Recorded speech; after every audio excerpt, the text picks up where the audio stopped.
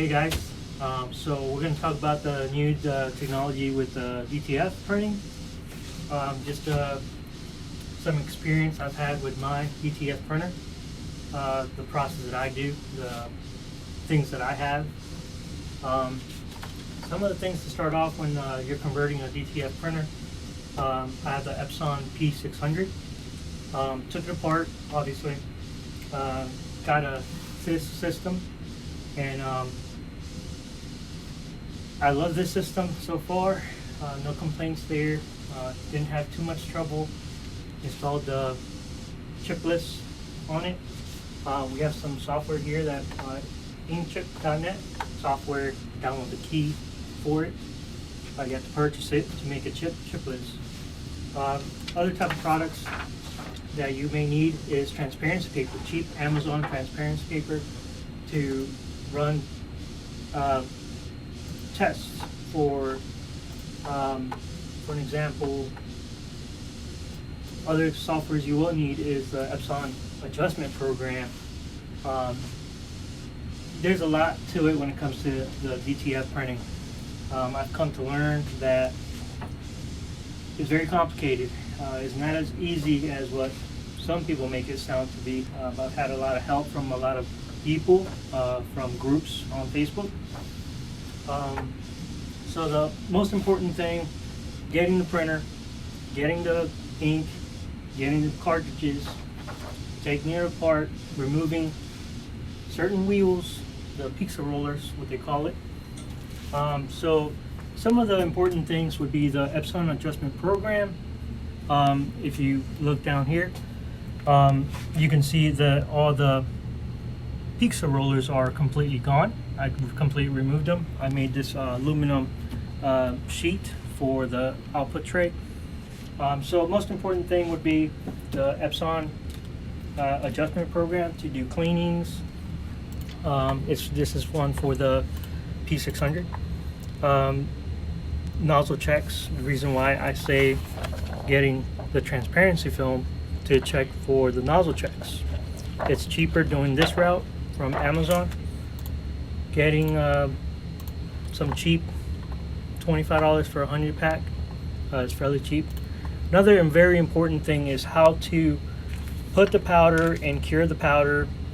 This is the best solution I have found so far. I have tried many other solutions, not so-called solutions, but other products, other items to heat the element of the powder onto the PET film, and it has not worked for me. This has been the best one so far. I have been making hundreds of prints using this. 30 seconds to a minute has worked really well for me. Again, the ink chip is to make a printer chipless and run non-stop. So let's talk about the actual printing process. So do head cleanings every morning when I come in. I do super cleaning at least 3 times. Do it 3 times, to be completely honest, it just makes life so much easier. Then do a nozzle check, load up the transparency paper, do a nozzle check, and once you get a really nice clean nozzle check, you can go ahead and start printing. Now it's very important to make sure you pay for good software. I have the DTFSuperstore.com software version 10. I can't say this enough. Make sure you have good software. Pay for the software. It's very important. These are my settings here. My printer settings, my colors. The version 10 allows you to set up different type of ways for your ink to be set up. I don't have an ICC profile yet. For the white underbase, a lot of printers, a lot of inks, when it comes to software, is very delicate, very complicated to figure out the percentage of ink. Right now I have set it at 30 and 22% for this specific job, for this specific image. Other images can change. You have to do the test prints. So when it comes to white, decreasing the pixels for like this specific job that has restoration on it, I have 1 point. I like to be able to see through the shirt a little bit more. If I were to change it to 6, you won't be able to see anything. But on other jobs that are solid prints, you can do 4 to 6. Since it's solid, it's going on colored shirts. Just different jobs in general. We're gonna go ahead and do a test print on this, just so you guys can see a print. I already have it mirrored. My settings for it's 30% on color and 22% on white. I have all these options turned on. When I click print, I make sure that the paper is set back. I always put my hand in here in between and just push the paper back, make sure it's all the way back, and just makes it easier for it to print, especially on the next print. I did have roll printing on version 10 on the software, but it did not work too well for me. So this, I love the sheets. I don't mind doing sheets. I have staff that helps me out with all the production that we do. We also have R2000 Epsilon printers. I love them. They're doing great. Those are a little bit harder to maintain because they seem to dry up the ink a little bit more. But other than that, you guys can see the type of ink that I have. This has been the best brand, the best one so far that has done really well for me. Every morning, the maintenance is very, again, strongly is one of the main things I have to recommend. Maintenance is very important. Every morning I come in, it's about 40, a lot of moisture in this building. You can see the walls. I shake it up. I take out each of the cartridges of the whites, shake it up a little bit, put it back in, turn on the printer, do three of the super cleanings, and then start printing. And some of the things that we're gonna be posting here on the same video, I'm gonna cut off the images between the actual good print with the white underbase and a bad print with the bad underbase when it comes to transparency.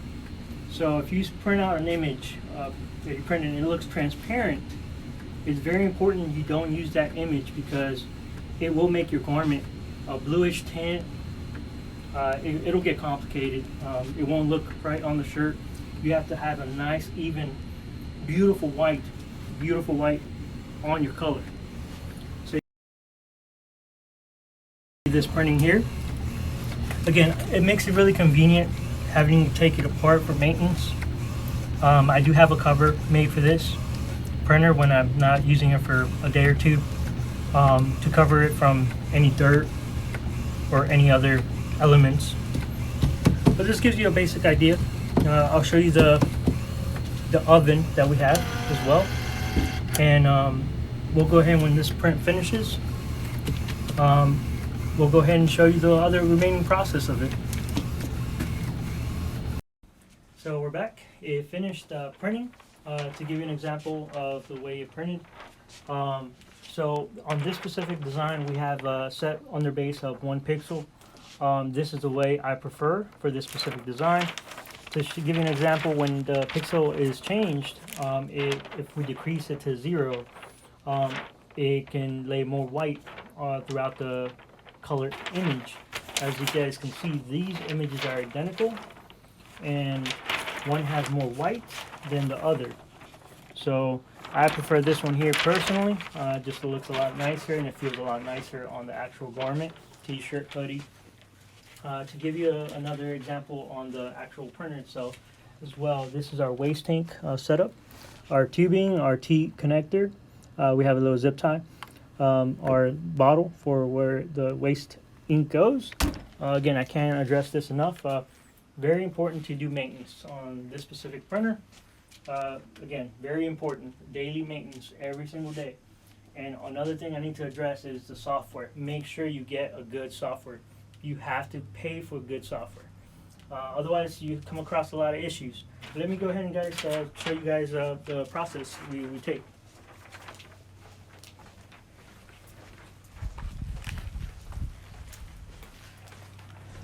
So here is our little container that we use to powder, and I'll show you guys the actual oven that we have.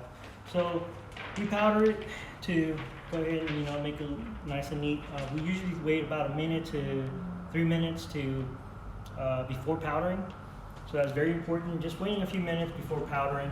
It comes to the actual perfection of the print comes out really nice. No imperfections. This is our oven. Again, this is another thing I need to address. Having good heat elements to cure the powder. We use medium powder.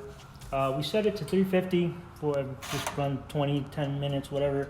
To actually cure the powder, we do about a minute, from 30 seconds, 40 seconds to a minute, depending on the design. The design itself can depend on how much ink you have, the white underbase you have. So we let it sit for 30 seconds, 40 seconds, up to a minute sometimes. I like to preheat the oven for about a minute.